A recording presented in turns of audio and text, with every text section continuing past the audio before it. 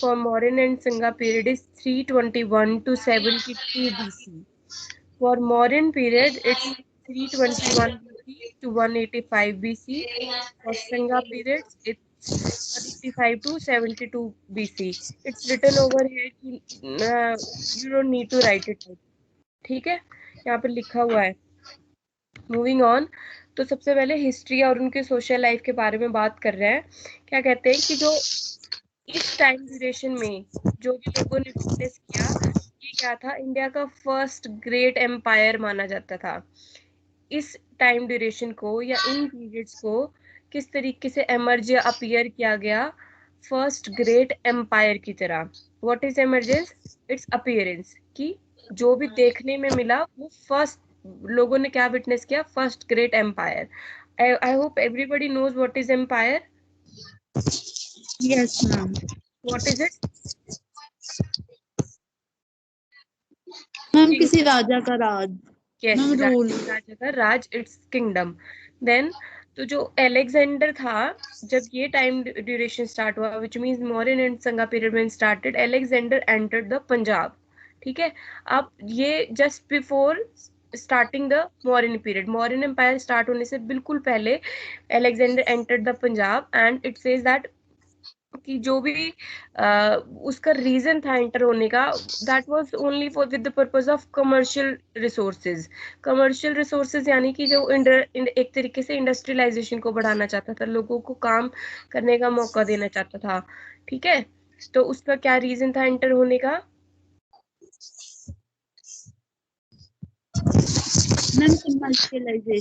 Commercialisation और commercial resources को वो अच्छे तरीके से फुली और इमेंसली डेवलप करना चाहता था.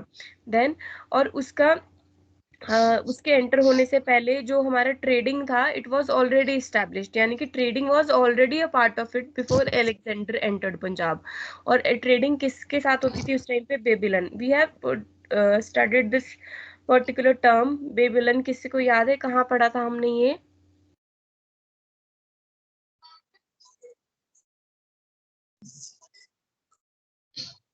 एनीवन? दो टर्म्स पढ़े थे साथ में. बेबीलन, आई थिंक हमने ये उसमें वैदिक पीरियड में पढ़ा था. क्या पढ़ा था अबाउट बेबीलन? हमने क्या पढ़ा था? मैम जो लोग मेसोपोटामिया में रहते थे वो.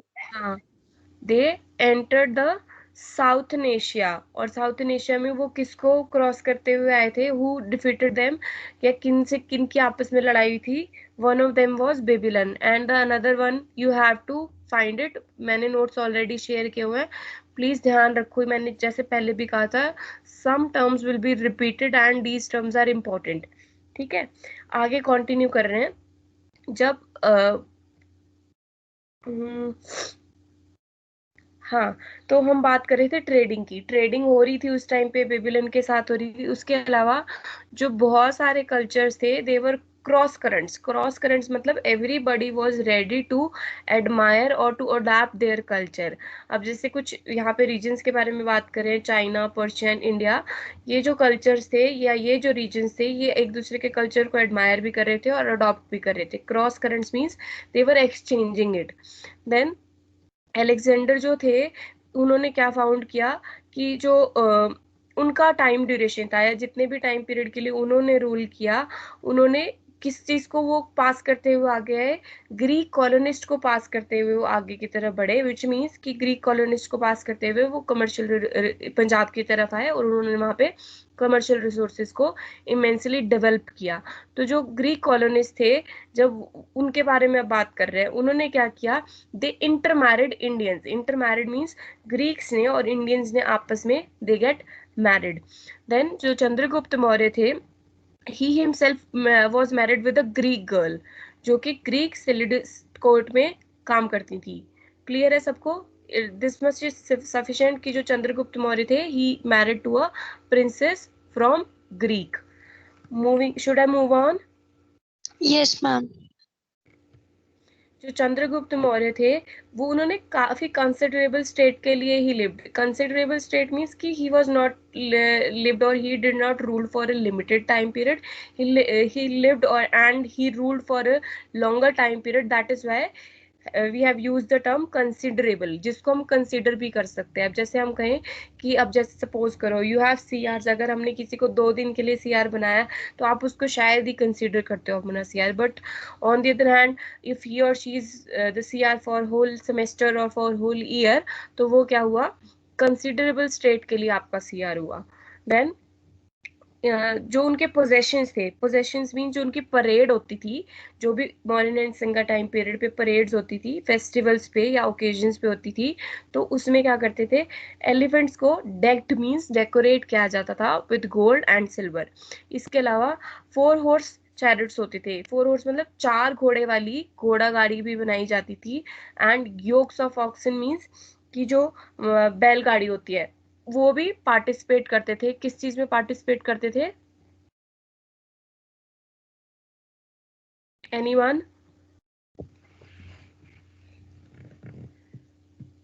नहीं आया समझ तो पूछो. प्रोसेशंस में, प्रोसेशंस मींस द परेड. कौन कौन पार्टिसिपेट करते थे प्रोसेशंस में या परेड में?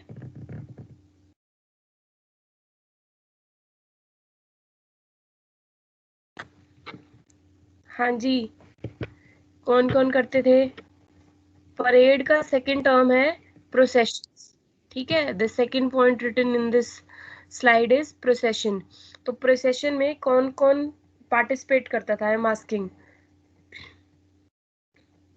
Elephants, horses, oxens. अब एलिफेंट्स को क्या करते थे, डेकोरेट करते थे या डेक्ड करते थे.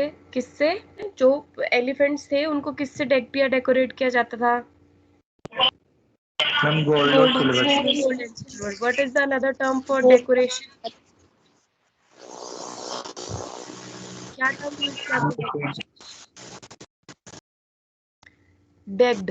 PECKED. Please guys you need to response. मेरे को हर टीचर से आपकी यही कंप्लेंट आ रही है कि आप लोग रिस्पॉन्स नहीं कर रहे हो. इसके अलावा एलिफेंट्स के अलावा क्या होता था? हॉर्सेस को कैसे यूज करते थे in the parade? I will not teach further. Horses को कैसे यूज करते थे इन द परेड और processions? I will not continue if you guys want to respond me. और ये खुद करना पड़ेगा फिर आपको topic. Ma'am could you please repeat it again, क्योंकि मैम मुझे आपकी वॉइस बहुत ब्रेक होके आ रही थी. ये श्योर. मैंने कहा कि जो चंद्रगुप्त मौर्य थे ही lived for a considerable state, यानी कि ही lived and ruled for a longer time period. And उसके बाद हमने बात की कि उनके पास कुछ प्रोसेशंस होते थे, यानी मौर्यन एंड जंगा पीरियड में कुछ प्रोसेशंस, विच मीन्स क्या है प्रोसेशंस का meaning? Everybody else. Ma'am parade. Parade होती मैम थी. परेड. किन किन कहाँ कब कब होती थी परेड? फेस्टिवल्स पे और ओकेजन्स पे होती थी. उनमें कौन कौन पार्टिसिपेट करता था? Elephants, horses and oxens. अब एलिफेंट्स को क्या कैसे करते थे वो यूज परेड में?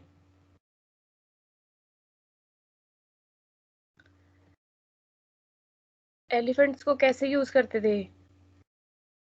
मैम उन्हें डेकोरेट किया जाता था गोल्ड और सिल्वर के साथ. सिल्वर से. एंड हॉर्स को कैसे यूज करते थे? मैम घोड़ा गाड़ी के थ्रू. उनकी चैरिट्स बनाते थे, यानी कि उनकी घोड़ा गाड़ी बनाते थे. और उसमें कितने हॉर्सेस होते थे? 4. And last but not the least is yolks बनाते थे, यानी कि जो हमारी क्या कहते हैं इसको, बैलगाड़ी वगैरह होती है, ये बनाते थे. Moving on. जो टाउन होते थे वहां पर जो लोग थे वो ड्रेसअप करते थे कौन से फैब्रिक से? मसलिन से. और जो मसलिन होता था वो फ्लावर्ड मसलिन होता था, वीव होता था मसलिन से, फ्लावर से उसमें वीविंग होती थी. एंड इसके अलावा उसी मसलिन को, यानी कि जिसका बेस या जो जिसका टेक्सचर होता था फ्लावर से डेकोरेटेड होता था, उसके ऊपर एम्ब्रॉयडरी भी होती थी ज्वेल्स से. Now what is jewels? जो भी ज्वेलरी में छोटे छोटे हम स्टोन्स या कई तरह की चीजें यूज करते हैं, उससे फिर हम उसको वो एम्ब्रॉयडरी भी करते थे. फिर जो पैलेस होते थे वो बहुत ज्यादा लग्जूरियस होते थे, यानी कि जैसे सबको पता है बड़े ही ज्यादा रिच होते थे. फिर उनमें जो है बड़े बड़े पिलर्स होते थे जिसमें कि जैसे कि ईरान से हम कंपेयर कर रहे हैं कि जैसे ईरान में बड़े बड़े एम्पायर्स होते हैं और उनमें बड़े बड़े पिलर्स होते हैं, उसके साथ उसको कंपेयर कर रहे हैं।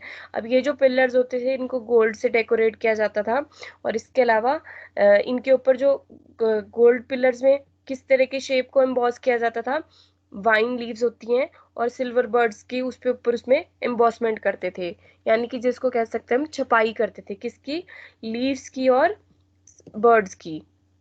ठीक है, जो लीव्स होती थी, सॉरी जो बर्ड्स होते थे वो सिल्वर से बनाए होते थे ऑन गोल्डन पिलर्स, और जो वाइन लीव्स होती थी उनको भी एम्बॉस किया जाता था on golden pillars.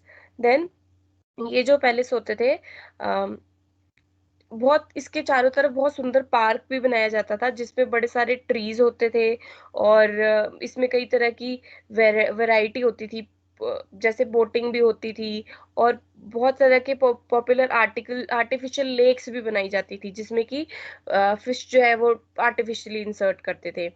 I am repeating, जो इनके लग्जूरियस पैलेस होते थे, ये कंपेयर किया है हमने इसको ईरान पैलेसेस से। अब जो इनके पिलर्स होते थे वो गोल्ड के बने होते थे जिसमें कि एम्बेलिशमेंट या एम्बॉस किया जाता था उनको लीस से एंड सिल्वर बर्ड से किया जाता था। अब ये जो पैलेस होते थे इनके चारों तरफ बड़े सारे सुंदर पार्क बनाए जाते थे जिसमें बहुत तरह के ट्रीज होते थे और कई तरह की वैरायटी भी देखने को मिलती थी। इसके अलावा जो है ये एक स्पोर्ट, यानी कि जो स्पोर्ट्स होता है हमारा, बोटिंग का स्पोर्ट्स जो है वहां पर ये करते थे। अब कहाँ पे करते थे, इनके जो पैलेस होते थे उसके चारों तरफ ये आर्टिफिशियल लेक्स बनाते थे जिसमें कि फिशेस भी ये डालते थे। मूविंग ऑन, ये जो ड्यूरेशन था, ये मौर्यन एंड संगा जो पीरियड था, ये जो एज थी, ये बहुत मतलब अच्छी मानी गई थी, जिसको कह सकते हैं सबके पास they have plenty of things, यानी कि sufficient amount of things they had. जो पुअर लोग थे उनके पास भी, यानी कि जिनका बहुत सोशल स्टेटस हाई नहीं था, उनके पास भी they have almost each and everything. अब किसके पास कौन सी वेराइटी की होती थी ये मैटर कर रहा है, कि जो हाई सोसाइटी लोग होते थे उनके पास ज्यादा बेटर क्वालिटी की चीजें होती थी, एंड जो पुअर क्वालिटी के लोग होते थे उनके पास चीजें होती थी but not that superior quality. और इनकी जो फील्ड्स होती थी वो बहुत ज्यादा फर्टाइल होती थी, यानी कि जो इनकी मिट्टी होती थी, ये जो खेत होते थे वो बहुत ज्यादा उपजाऊ होते थे। और जो क्रॉप्स होती थी उनकी वो कौन कौन सी होती थी, rice, barley, wheat, millet and sugar cane, ये सारी जो क्रॉप्स होती थी इसको वो बनाते थे, बढ़ाते थे वहां पे अपने खेतों में या फील्ड्स में। लास्ट पॉइंट में क्या बोल रहे हैं, मेटल्स में इनके कौन कौन सी चीजें इंक्लूड होते थे, गोल्ड एंड सिल्वर, इसको वो माइन करते थे, यानी कि यूज करते थे, या फिर कह लो कि जड़े हुए होते थे वहां पे उनके कपड़ों में, या उनकी जो भी चीजें वो यूज करते थे उसमें। ठीक है, क्लियर होगी ये slide? Yes ma'am. Ma'am sure? Yes ma'am. किसी को कोई डाउट लास्ट है? पॉइंट फिर से दो। कुछ कह रहे हैं, मुझे समझ नहीं आ रहा। Ma'am last point, ma'am the last ma'am age of penalty वाला। This was an age of plenty. Plenty का मीनिंग जैसे मैंने आपको बताया कि मतलब दे है everybody have sufficient amount of everything, चाहे वो खाना था, चाहे वो कपड़े थे, चाहे वो कोई भी चीज थी, मतलब किसी को भी किसी चीज की कमी नहीं थी। यानी कि यहाँ तक कि जो गरीब लोग थे उनके पास भी चीजें थी। अब कौन सी क्वालिटी की थी, ऑब्वियसली जो हायर क्वालिटी के या फिर हायर क्लास के लोग होते थे उनके पास बेटर क्वालिटी होती थी, सुपीरियर क्वालिटी होती थी। जो पुअर क्लास लोग होते थे या जो लोअर क्लास लोग होते थे, they do not have that good quality of products। ठीक है। उसके अलावा मैंने बोला कि जो इनकी फील्ड्स होती थी वो फर्टाइल होती थी। फर्टाइल मतलब वो उपजाऊ होती थी, उनमें खेती इजीली की जा सकती थी। अब उन वो जो फील्ड्स होती थी उसमें कौन कौन सी क्रॉप्स वो करते थे, वो बनाते थे या उगाते थे, rice, barley, wheat, millet and sugar cane. इसके अलावा इनकी जो मेटल्स होती थी उसमें कौन कौन से इंक्लूड होते थे, गोल्ड एंड सिल्वर, जो कि खुदाई करने पे हमें मिले हैं। Clear? Last yes point ma'am. Yes sure?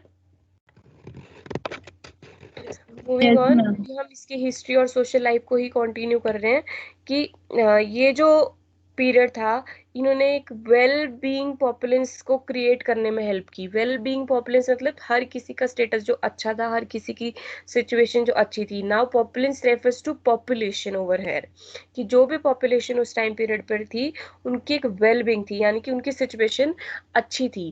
Then the second point is cattle breeding, जो कि वैदिक पीरियड में भी होती थी, वो भी इस पीरियड में कंटिन्यू हुई। उसके अलावा कैटल ब्रीडिंग के अलावा कुछ एक चीजें जो है, कैटल ब्रीडिंग मैंने पहले बताया था आपको वैदिक पीरियड में क्या होता है कैटल ब्रीडिंग।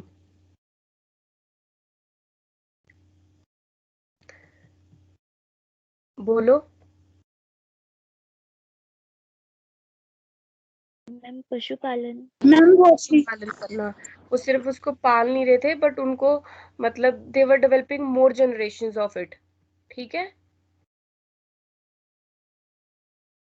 ठीक है ना। Okay ma'am. उसके बाद फिर ओके हमने मैम। बोला कि ये वैदिक एज से इस पीरियड यानी मौर्यन एंड संगा पीरियड में भी कंटिन्यू हुआ। क्या कंटिन्यू हुआ? Cattle breeding. Other than this उन्होंने क्या चीजें नहीं की मौर्यन एंड संगा पीरियड में?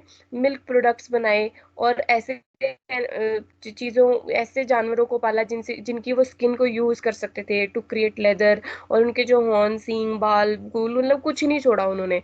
Everything they used for various crafts. Then the last point is जो ट्रेड था। ट्रेड मीन्स जो एक्सचेंजिंग होती है, ये भी कैरिड हुई, ये कैरिड अवे हुई, यानी पहले भी होती थी, अब आगे भी हुई मौर्यन एंड सिंगा पीरियड में। Now the important thing is कि कैसे हुई ये जो हुई ट्रेडिंग मौर्यन एंड सिंगा पीरियड में। This was done with the help of ports और कोस्ट लाइन, यानी कि जो समुद्र के थ्रू ये एक दूसरे को सामान ट्रेड करते थे। पोर्ट सबको पता है क्या होता है? ऐसी कोई जगह जो कि पानी के आसपास हो। It can be ocean, it can be sea, जहाँ पे लैंड आसपास पड़ता हो, सो दैट जो शिप्स हैं वहां पे उनको सामान उतारा जा सके और सामान वहां से चढ़ाया जा सके। पोर्ट क्लियर हो गया? Yes ma'am. Then the yes coast ma'am. Line. Coast line क्या होता है?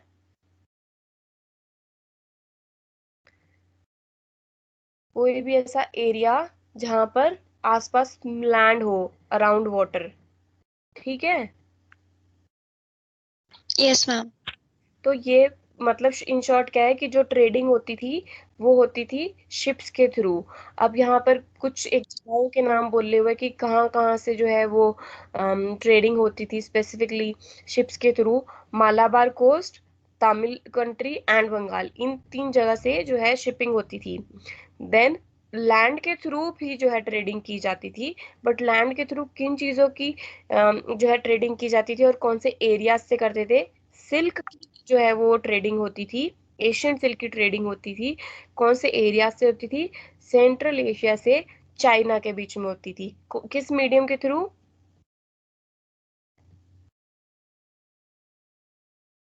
मैम लैंड थ्रू के थ्रू। लैंड। ठीक है, एंड देन लार्ज कार्नवस जो है वो यूज करते थे। कार्बन्स मीन्स जो वो आप पता नहीं डिस्कवरी देखते हो कोई? कोई देखते हैं ऐसे शोज डिस्कवरी पे या अदर जो भी इस तरह के चैनल होते हैं एनिमल हंटेड वाले?